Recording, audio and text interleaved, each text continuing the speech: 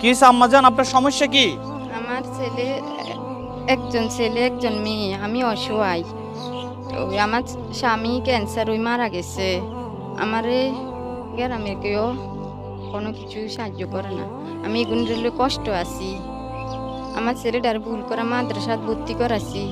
ওই তো অন একটাই মাদ্রাসার ড্রেস লাগবো, একটা ব্যাগ লাগবো, একজোড়া জুতা লাগবো, কেউ দিতেছে না। ভর্তি চলেন করেছি কিভাবে, আপনার 7 সংসার কিভাবে চলে?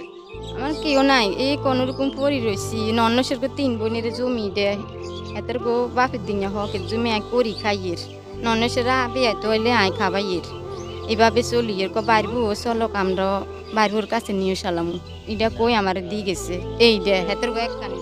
বন্ধুরা, একজন মানুষ, একে তো তিনি নারী, দ্বিতীয় হলো ওনার যে স্বামী ছিল।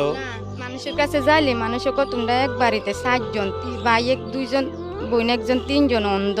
তোমরা 7 জন মানুষের কেনে, তুমি 7 জন মানুষ, তোমার স্বামী ক্যান্সার হয়ে মারা গেছে, 7 জন মানুষের এক বাড়িতে কেমনি দে সাহায্য? কি করবো এত জনের? মানুষের কাছে এরকম যদি কথা বলে নাকি? জি, মানুষের দিতে চায় না। সবসময় কি প্রত্যেক দিন মানুষের কি সাহায্য দেবনি? বছরে একবার রমজান মাস আইলে কিছু জাকাত দে। দেয়।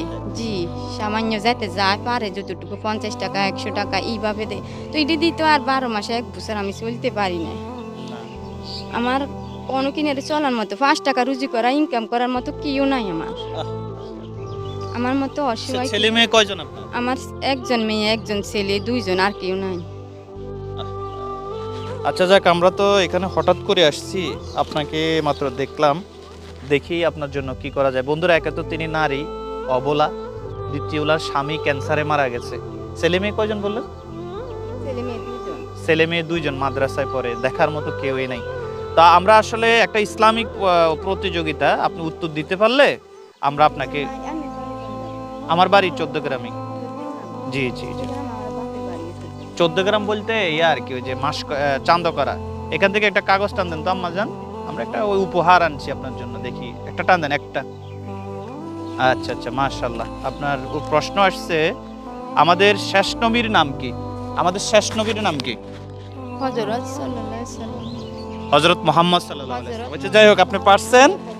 এটা হলো বাহরাইন প্রবাসী ইমাম হোসেন, ওনার পক্ষ থেকে আপনার জন্য এটা উপহার।